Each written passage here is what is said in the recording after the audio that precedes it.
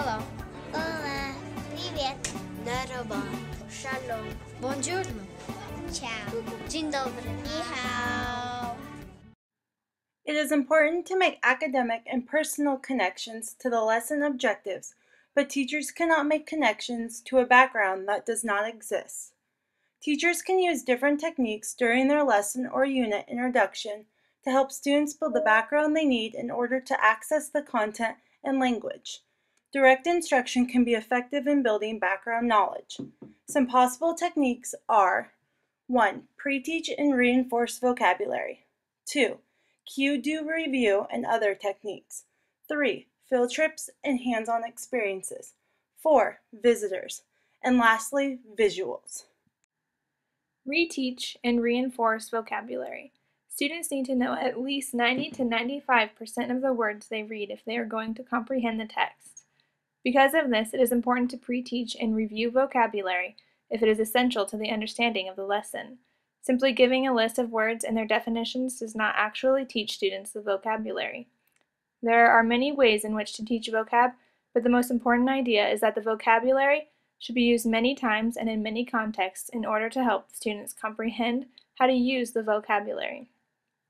Pre-teaching and reviewing important vocabulary benefits all students, especially English language learners, who may not come to school with a rich vocabulary background or exposure to certain experiences.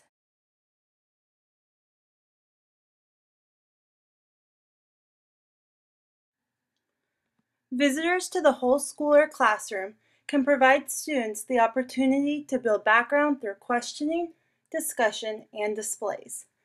For example, if your next unit includes putting out fires, invite the local fire department to talk about their current job. For ELLs needing linguistic support, you can also ask students to translate what the speaker says into their own language if possible.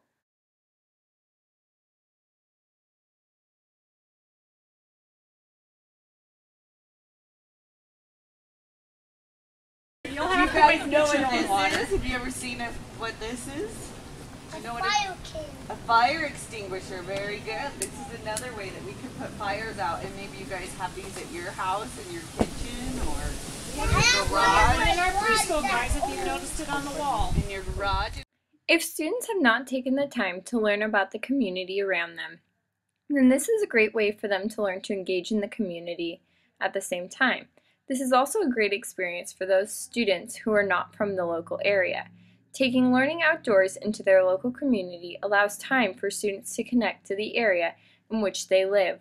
A couple great examples of how you can do this in your local community to support learning would be: for a lesson that includes a language objective for students to use appropriate vocabulary and public speaking, students can watch videos of famous speeches and note important elements and then go to their local community and greet locals.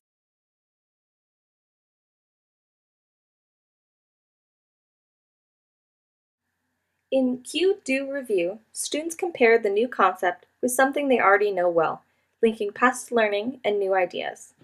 In the first phase, Cue, the teacher cues students that the routine will be used to present critical information and prompts them to attend to and participate in it.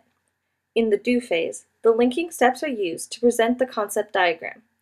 Finally, in the Review phase, students' understanding of both the concept information and the analytical process is checked and reinforced.